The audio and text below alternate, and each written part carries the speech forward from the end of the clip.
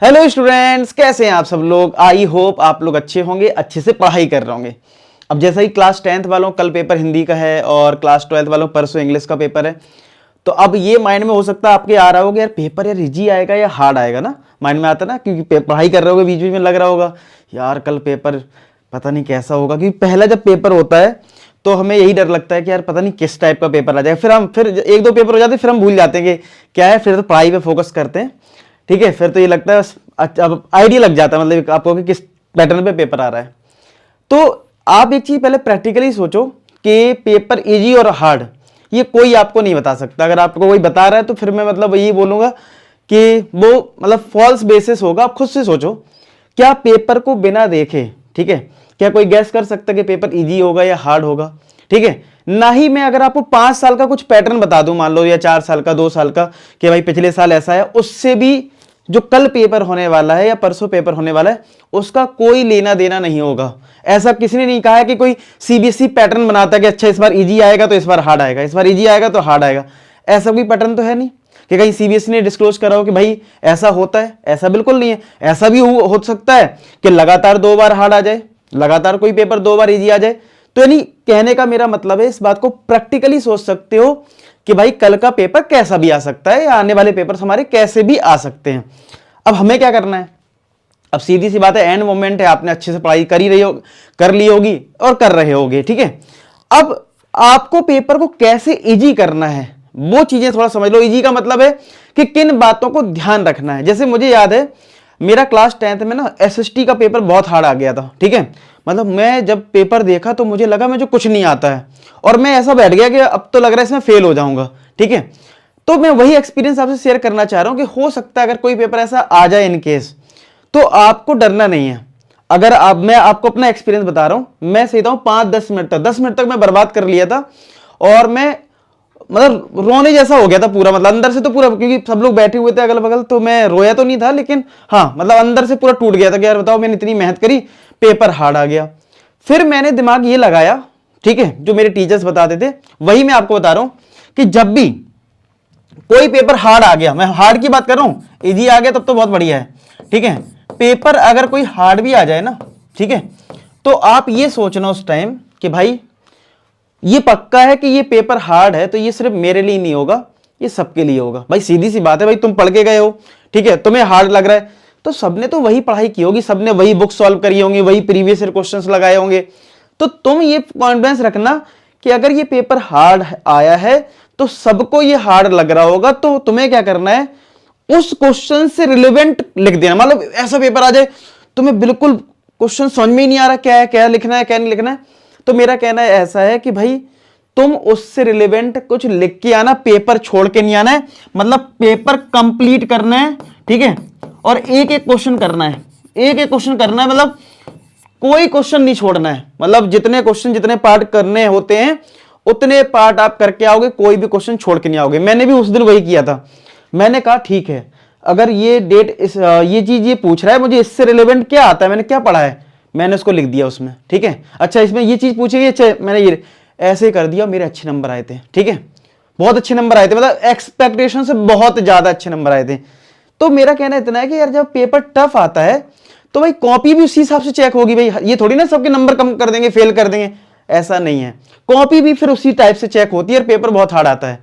तो इसका मतलब ये हुआ, पेपर इजी आ जाए या हार्ड आ जाए, पहली चीज तो ये हमें समझनी है कि भाई पेपर हमें छोड़ना नहीं है। ठीक है, हर एक क्वेश्चन कंप्लीट करना है, ठीक है, जो भी पैटर्न है आपका। दूसरा, पेपर इजी और हार्ड के चक्कर में मत रहो, आप बेस्ट टू बेस्ट पढ़ने की कोशिश करो। और क्या करना है, और जब कल पेपर में देने जाओ, ठीक है, या परसों आप पेपर देने जाओगे, तो यार एंड मोमेंट पे, लास्ट बिल्कुल मोमेंट पे पढ़ाई मत करना। बहुत से लोग जैसे ऑटो से जाएंगे, कोई पापा किसी को छोड़ने जाएंगे तो रास्ते भर याद करते रहते हैं। ठीक है, ठीक है, रास्ते में आप पढ़ भी लो कोई बात नहीं, लेकिन जब सेंटर पे पहुंच जाओ, जब सबको आप देखोगे, उस टाइम ज्यादा पढ़ाई मत करना। ठीक है, मन तो नहीं मानता है, मतलब अगर देखो मैं प्रैक्टिकली बात करूं तो मन नहीं मानता है, मतलब ठीक है, क्या हमें लगता है यार देख लेते हैं। ठीक है, तो एक चीज ध्यान रखना, अगर आपका ऐसा मन कर भी रहा है तो मैं ये इसको लेके चल रहा हूं, क्योंकि मैं कितना भी बोल दूं आप बाद में देखोगे, क्योंकि मैं भी जब पढ़ाई करता था तो मैं भी एंड टाइम में पढ़ लेता था। लेकिन एक बात का ध्यान रखना, अगर एंड टाइम में पढ़ भी रहे तो अपने जो नोट्स हैं, मतलब जो तुमने नोट्स बनाए हैं उनको रास्ते भर रिवाइज कर रहे हो ठीक है, लेकिन किसी और के नोट्स मत गलती से पढ़ लेना। लास्ट मोमेंट पता चले कोई तुम्हारे पास लेके आ जाए कि तुम पढ़ने लगे उस नोट्स को, तो ये सब मत करना, अपना कर लेना। जब सेंटर पहुंचा तो रिलैक्स होके, मतलब, और सेंटर अगर पहले से देख रखा है कि भाई कितने दूर है क्या है, तो उससे आधा घंटे पहले अपना पहुंच जाओ, टाइम से पहुंचो। और पहला पेपर में जरूर बिल्कुल पहले से सारी चीज प्लानिंग कर लो, भाई ये चीजें हैं।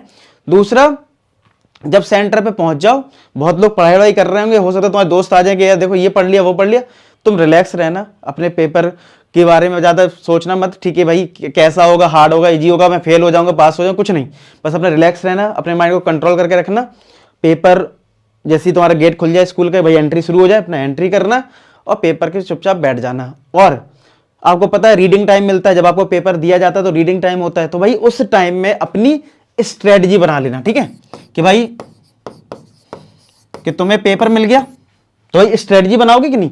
तो वो जो 15 मिनट आपको पढ़ने के जो लिए मिलते हैं, उसमें आप पूरी स्ट्रेटजी बना लो कि भाई तुम्हें कौन सा सेक्शन पहले करना है, कौन सा सेक्शन बाद में करना है, वो सारी चीजें।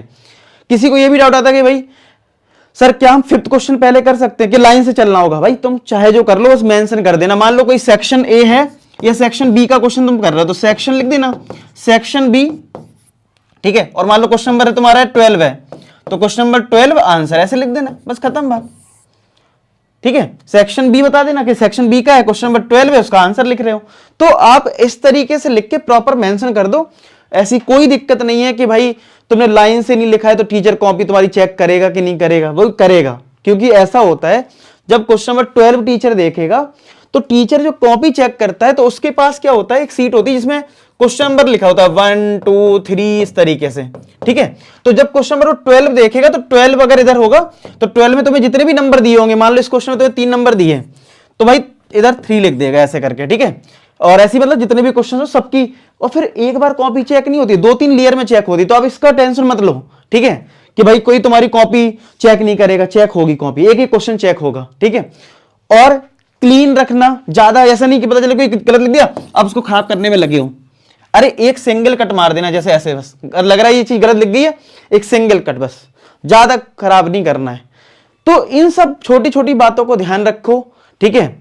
और अपना मतलब बिल्कुल ऐसे सोचो कि यार पेपर में तुमने जो पढ़ाई करी है उसको अच्छे से इंप्लीमेंट करना है, डरना नहीं। कई बार क्या होता है हम लोग बिल्कुल पेपर में हाई प्रेशर में आ जाते हैं, और ये अब तो पेपर पता नहीं कैसा होगा, और उस चक्कर में पेपर खराब कर लेते हैं। तो मेरा कहना यही है, आप बड़े रिलैक्स होके, ठीक है, प्रेशर आएगा नो डाउट, ठीक है, उसको कोई डिनाई नहीं कर सकता, मैं कितना भी बोल दूं उससे फर्क नहीं पड़ेगा।